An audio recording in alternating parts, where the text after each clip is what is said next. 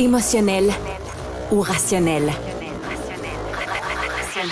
En accord ou à l'opposé? Par ici, les brasseurs d'opinion et de vision. Les rencontres de l'air.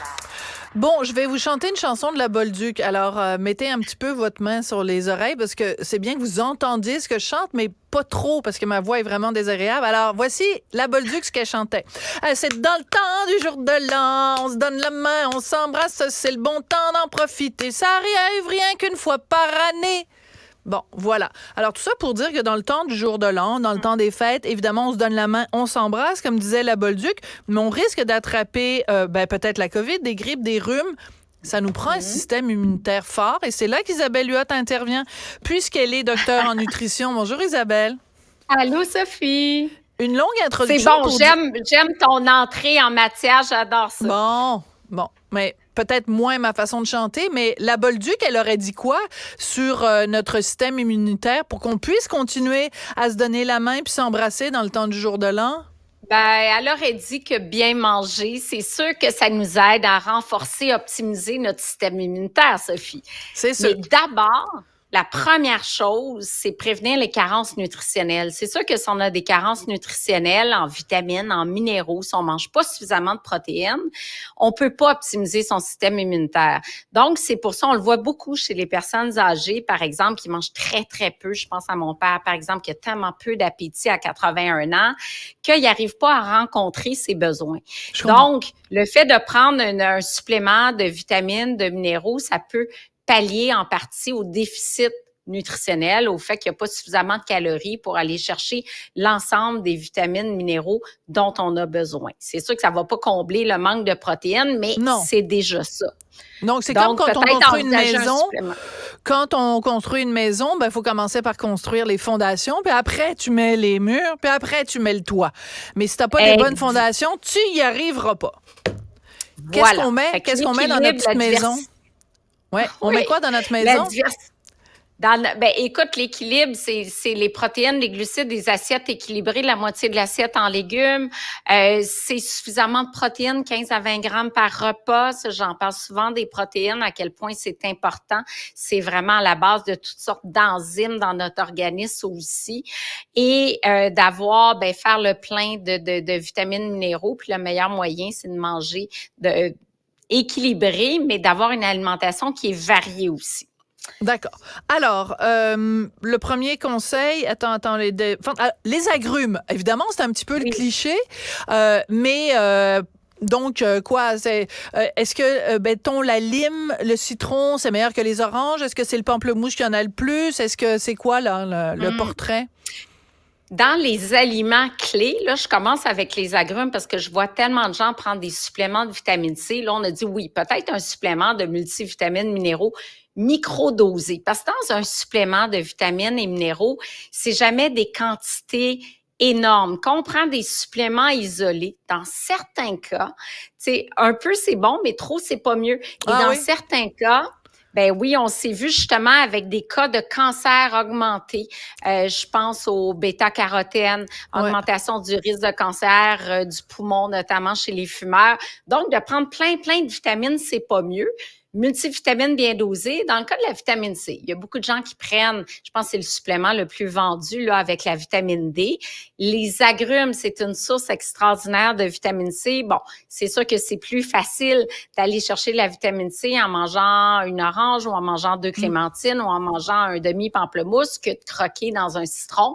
Donc, d'avoir des agrumes tous les jours nous permet de rencontrer nos besoins en vitamine C. Puis à partir du moment où les besoins sont rencontrés, on n'a pas besoin de prendre un supplément de vitamine C, sauf des cas extrêmes dans la littérature où, par exemple, tu as des soldats qui s'entraînent en extérieur dans des conditions extrêmes. On ne veut pas qu'ils attrapent le scorbut. Faire une petite différence. Oui, mais là, à un moment donné, il ne faut pas exagérer non plus. J'ai été très surprise dans tes recommandations de trouver les champignons en deuxième position. C'est une bonne nouvelle parce que c'est super bon, des champignons, mais c'est quoi l'élément du champignon qui fait en sorte qu'il est en si bonne position pour renforcer notre système immunitaire? Bon, ben d'abord, dans le champignon, c'est une des rares sources de vitamine D. Et on sait que la vitamine D a un lien direct avec le système immunitaire. Donc, vitamine D, c'est pas juste pour les os, là. Le supplément va nous aider. C'est le moment, je conseille quand même de prendre un supplément de 1000 unités internationales par jour. Il y a de la vitamine D dans les champignons, mais il y a toutes sortes d'autres composantes bioactives qui modulent le système immunitaire. C'est beaucoup utilisé, les champignons, en Asie.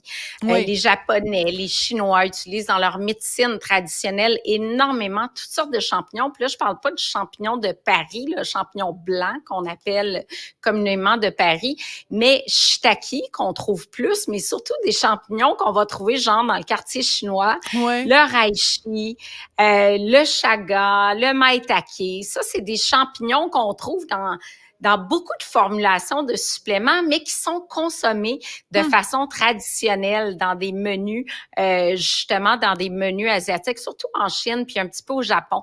Donc, on voit de plus en plus apparaître sur le marché des boissons fermentées avec du champignon et c'est vraiment tendance, les suppléments à base de champignons aussi. Et tout ça dans le but, encore une fois, de rehausser le système de défense naturelle.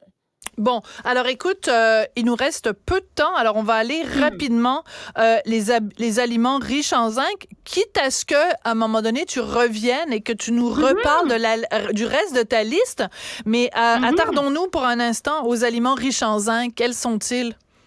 Ça aussi, c'était vraiment la mode, Sophie, il y a quelques temps, d'avoir des suppléments de zinc pour le système immunitaire. Puis là, on s'est rendu compte que trop, au contraire, ça entravait les fonctions du système immunitaire. Dans les aliments, les huîtres, les mohair, ça tombe bien, les huîtres, beaucoup de zinc.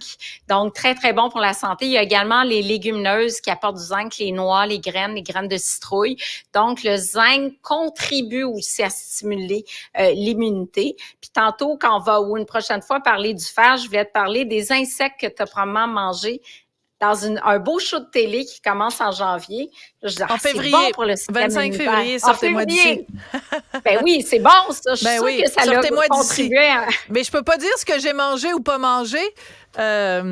Mais si vous avez regardé la première saison, vous savez qu'on mange beaucoup de riz et de fèves, puis à un moment donné, j'étais plus capable. Mais donc, des insectes, ce serait bon pour le système immunitaire? Oui. Ah oui, c'est très bon parce que c'est super riche en protéines. Et puis, bon, c'est sûr, culturellement, pour nous, c'est plus difficile. Je la trouve vraiment bonne. J'ai hâte de voir ça. Parce que moi, j'ai eu du mal à manger des chenilles et des sauterelles. Puis là, je me suis toujours dit que si on m'appelait pour ce show-là, j'irais pas.